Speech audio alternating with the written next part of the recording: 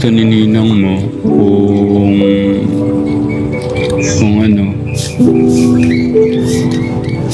sa Ateneo Davao ka yan. Hindi po, ayoko po. Ayan po, stop po muna natin. In this video po is pag-usapan po natin itong isa sa proof or patunay na talagang hindi ambisyosong bata si Luis.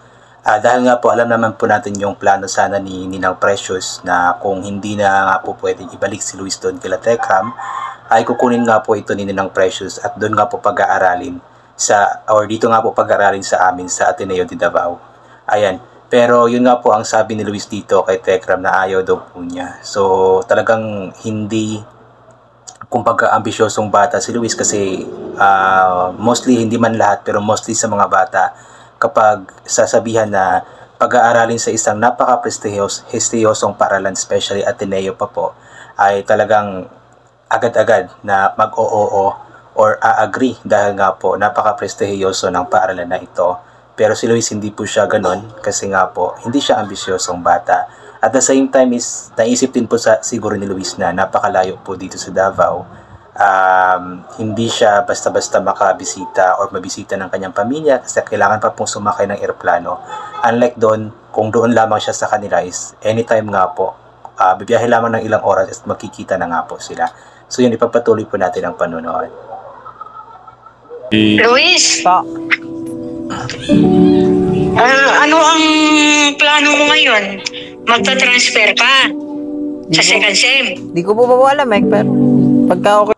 Wait lang po, ito palang vlog na ito is I believe 2 weeks ago po. So medyo late lamang po yung reaction ko tungkol sa vlog na ito. Okay naman po yung baka doon na lang din po.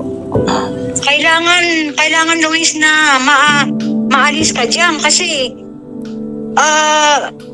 maano dyan ulit-ulitin yan nangyari sa'yo.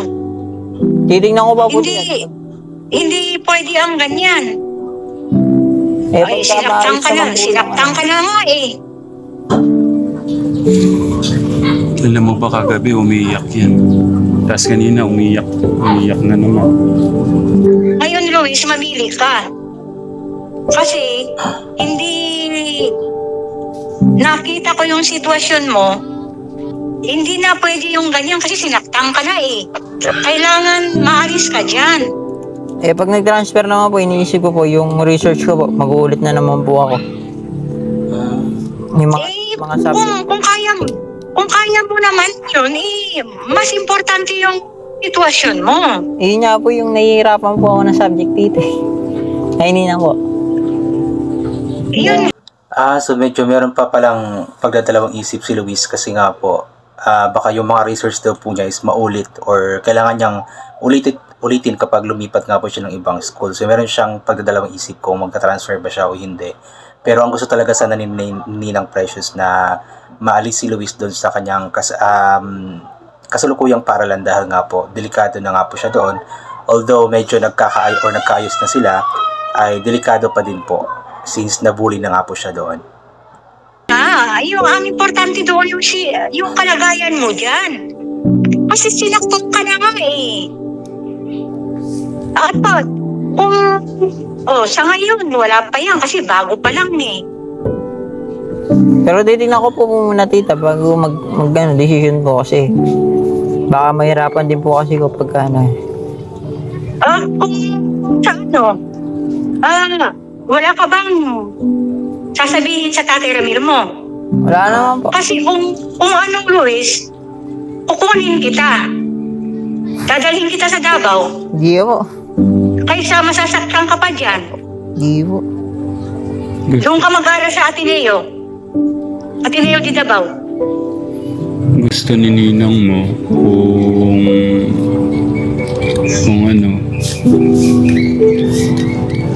sa Ateneo Davao ka yan. Hindi po, ayoko po.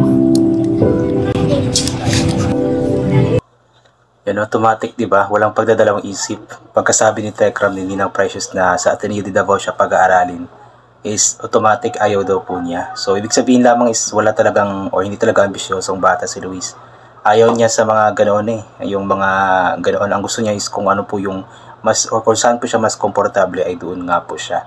At inulit ko nga po, mas malapit sa kanyang pamilya, mas maganda nga po para anytime na mamimiss nga po nila ang bawat isa, ay anytime is pwede nga po silang magkita. Unlike kung dito nga po siya dadalhin sa Davao. Although napakaganda po ng offer ni Ninang Precious at napakaganda po ng school at Ateneo de Davao, pero yun nga, malayo sa kanyang pamilya. Kaya medyo mahihirapan din si Luis kung sakali man. Ay sa patuloy kang nandyan. Kasi hindi ka lang iaano dyan. Ngayon, hindi ka pa sasaktan dahil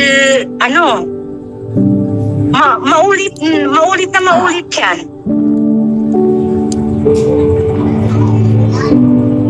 Doon sa Davao, walang mananakit sa'yo doon. Yun, walang mananakit sa kanya dito sa Davao. Problema nga lang is masasaktan nga po ang kanyang puso dahil nga po malayo sa kanyang pamilya. Kaya abangan po natin kung ano naman po ang desisyon ni Luis. Pero yun nga, I believe nagkaayos na naman po yata yung last update ni Tekram about nga po sa issue ng pambubuli kay Luis. Is nagkaayos na naman po yata at nagkausap na po yung both parents ng bata at si Luis kay Tekram. Dahil para nakausap na rin po ni Tekram yung bata. So hoping na sana hindi na nga po maulit. And hoping din na kung sakali man na talagang makatransfer ng school si Luis is sana bumalik na lamang siya doon sa dati niyang paaralan sa Golden Vale. Inaano ni Nina kasi yung kaligtasan mo ba? Kasi kita niya daw sa mata mo.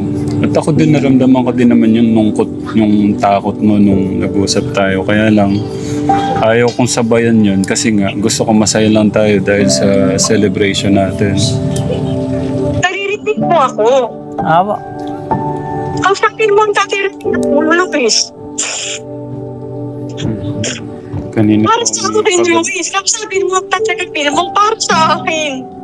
Ayaw mo sumama sa akin. Ayaw mong sumama sa akin. Kausapin mo ang tatirinig mo para sa akin.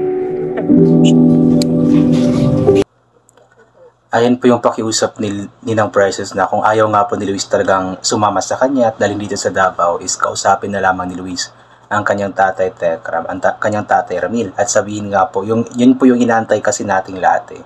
Yung sabihin ni Luis na babalik na nga po siya doon sa Manalastas family. At talagang si Ninang Precious, grabe yung concern niya kay Luis. Talagang iniyakan niya si Luis. Talagang ramdam na ramdam po natin yung genuine na pagmamahal niya kay Luis. Yung talagang handa siyang gawin lahat para lamang talaga maging maayos si Luis, maging ligtas si Luis at hindi mapapahamak. So yun po, I think hanggang dito na lamang po itong gagawin ko na reaction video tungkol nga po dito. So God bless po sa ating lahat. At inuulit ko, galing po natin magdasal ng pasalamat sa lahat ng mga bagay na ating natatanggap na kahit hindi man po natin ito hinihinga, ibinibigay nga po sa atin. So God bless po and bye for now po.